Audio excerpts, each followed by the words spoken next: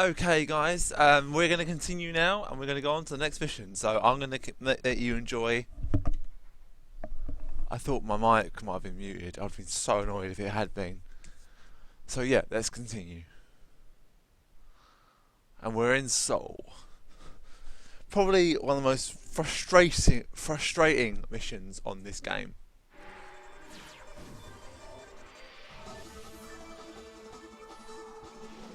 Initial estimates place the combined casualty count for the first 24 hours at, oh my god, 6,000? Is this a typo? 90% or more of those are enemy casualties. Estimates put our losses at less than 1,000 men.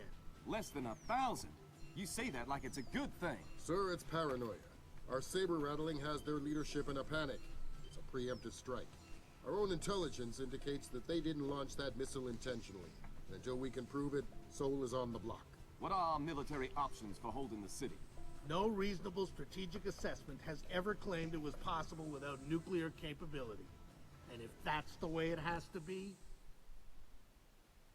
38 hours ago, the NKA committed to open war on the Korean Peninsula.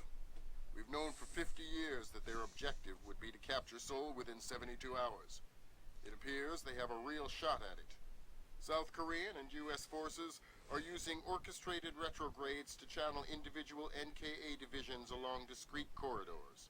6 hours ago, the first of those divisions reached Seoul and is seeking to capture critical infrastructure. High on their list is a telecommunications switching station north of the city. Unfortunately, the IW attack that sank the Walsh came through this switching station.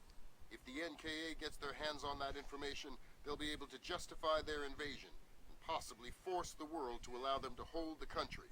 We need to get that information before they do.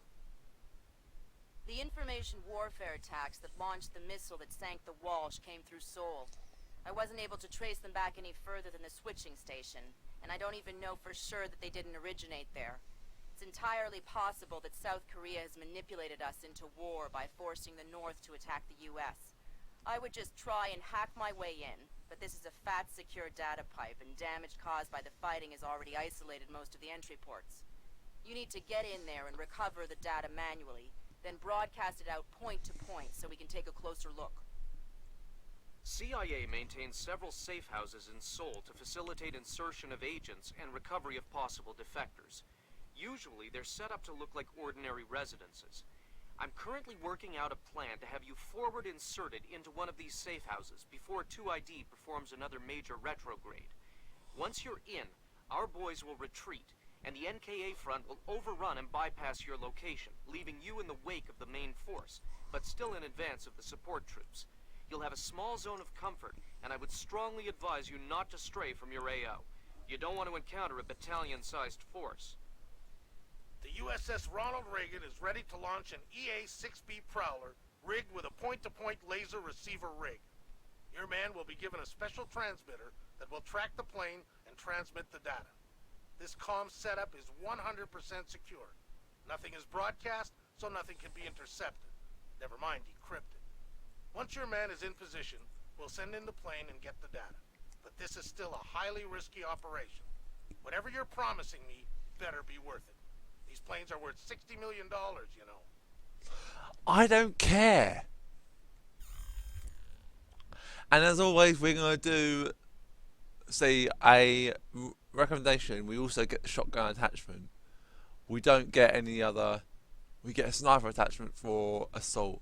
But we're gonna go with stealth, because that's the best thing we can do. And what I'm gonna do, as always, I'm gonna call this a video here of the briefing, and we're gonna go into the main mission. So I'll be back in the first part of this mission.